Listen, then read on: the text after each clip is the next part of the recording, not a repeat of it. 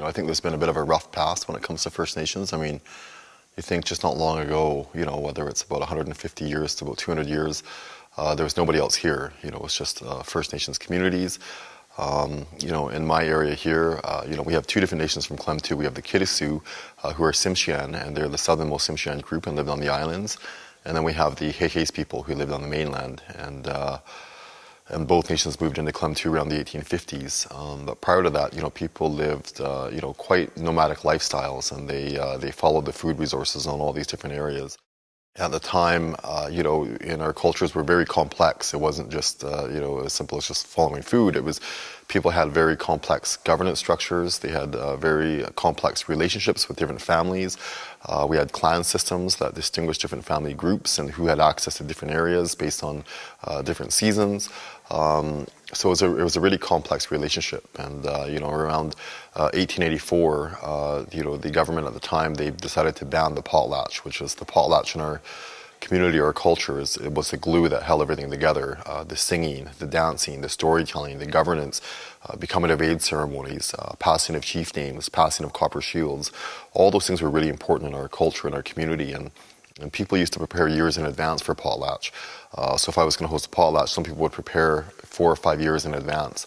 But the Canadian government wanted to assimilate First Nations people into the mainstream society. So at the time, they banned the potlatch in 1884 to 1951.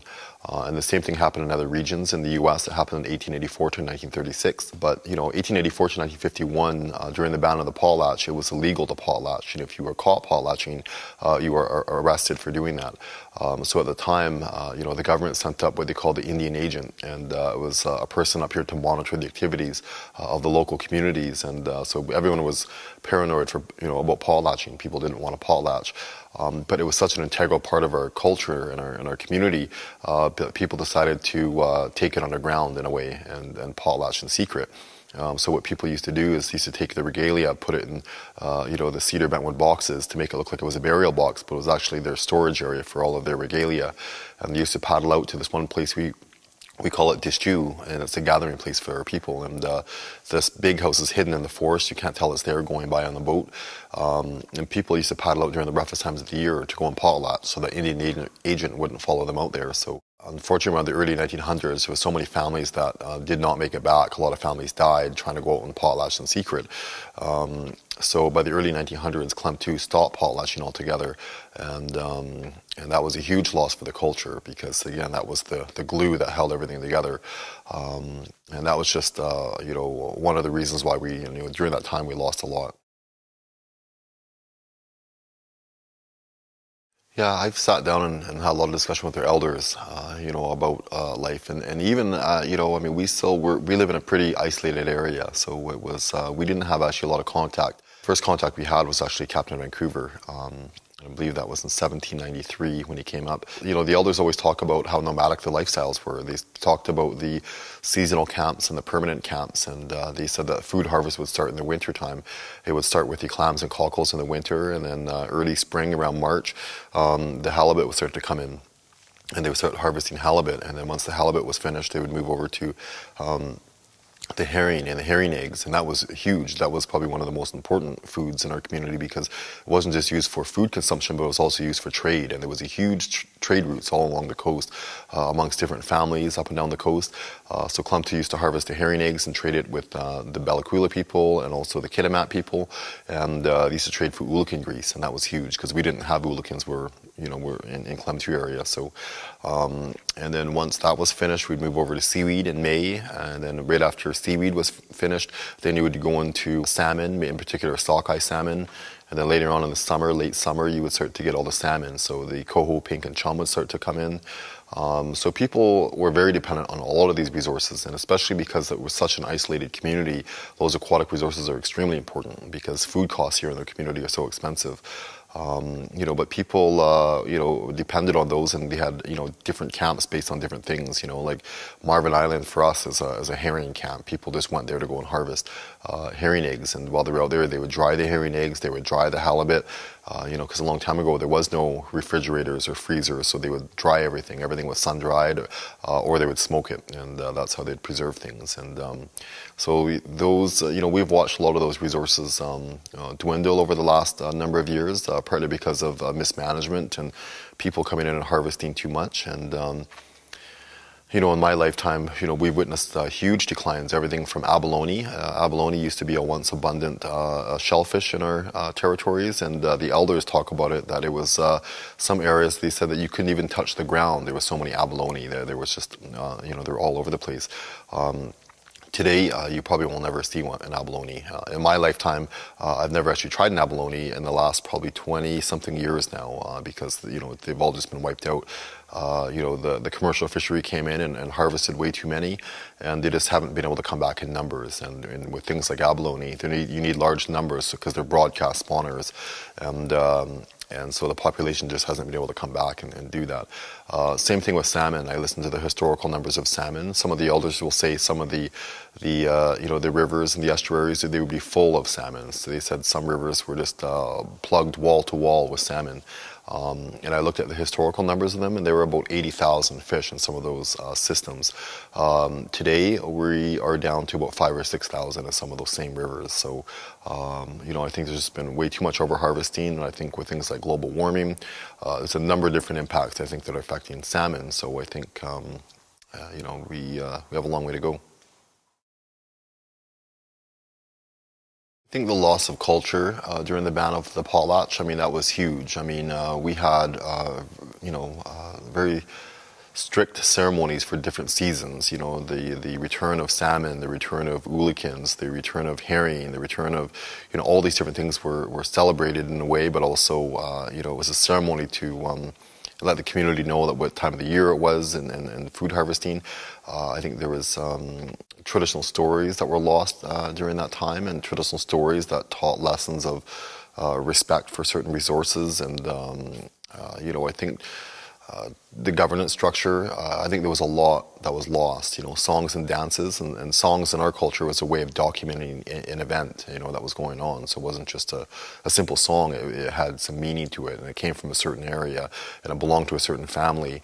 The passing of chief names, and we have a very complex hereditary chief system in our community. So hereditary chiefs, you weren't just born a hereditary chief, you were groomed to be a chief. And the role of a hereditary chief is you're there to steward. You had a responsibility to take care of a certain area, and so if you were a chief, you would carry title to a certain inlet or a certain estuary, and it was your responsibility to make sure that what was going on there was sustainable. And chief in our language means to serve. It means that you're there to maintain order of a house. So we had chiefs that had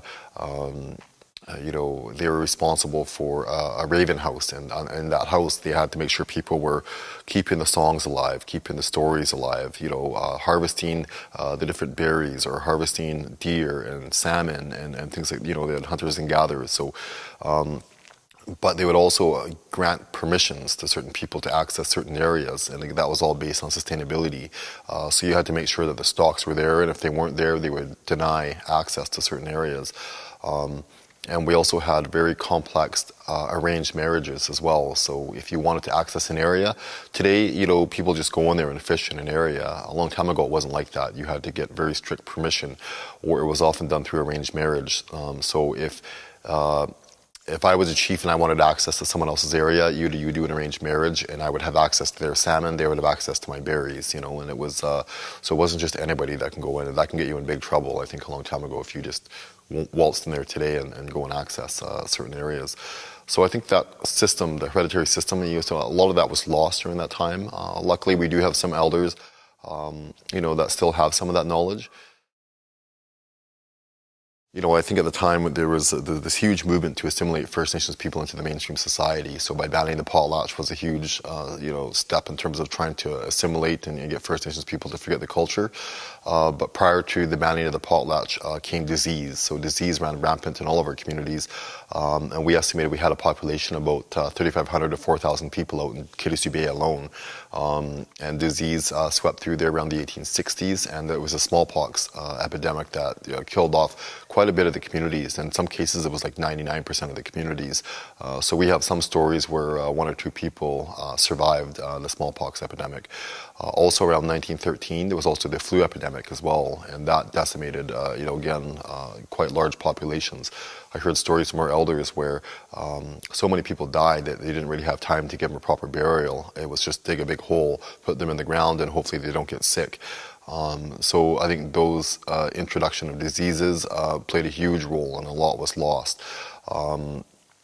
So not just did we have to deal with smallpox and the flu epidemic and the banning of the potlatch, communities were still around in the early 1900s, so the government started to introduce reserve systems. So they started to take First Nations nomadic people and started to push them onto these small parcels of reserve, and basically said, you're not going to live in these areas anymore, and they started pushing all these people into small little blocks.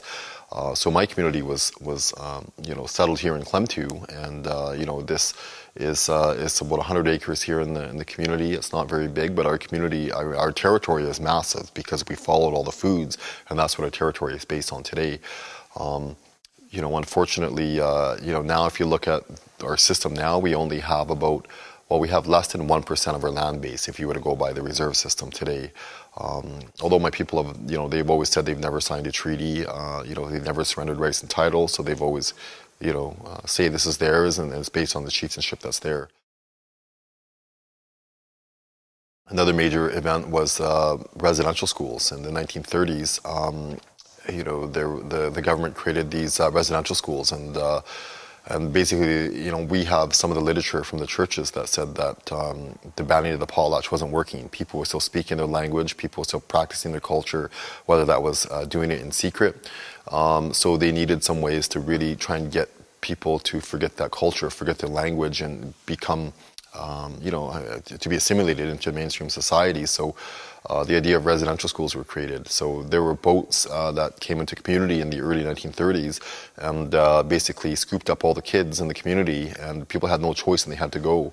And they were taken on the boats, and they were taken out to schools, and they were spread out all over. A lot of people from Klemtu went down to Vancouver Island and around Alert Bay area. Some people went down to Port Alberni. Some people from Klemtu went as far over as Edmonton in the 1930s. Some people went to Vancouver to the mission school that was there. And the idea was to separate young people from their parents so that oral tradition wasn't passed on. And people, if you listen to the elders that had gone through these residential schools, they were strapped for speaking their language. They had to cut their hair a certain way. They were very, the food quality wasn't good, and there was a lot of other things that went on in the background that, were not, the best things that happened to young kids. And that really changed a whole generation of kids, because now you take a bunch of kids, you put them in these residential schools, so that that love you get from your parents was not passed on throughout families, and that had a trickle-down generation. We still feel the effects today, of that generation, because some parents grew up without the parenting skills that you would learn from your parents. Some people grew up with no love, and it really affected, households and families, communities, and so I think my generation is kind of the first generation that, unfortunately hasn't had to deal with all of that stuff now, and I think you're going to get this new generation that's going to come up and start to reinsert their stewardship responsibilities, reassert their authority as hereditary chiefs, as owners or stewards of the land. And I think that that's something that we want to be able to work with provincial and federal governments, and we want to stop the mismanagement of these resources, and we want to work together and somehow come up with some sort of strategy to best take care of these areas.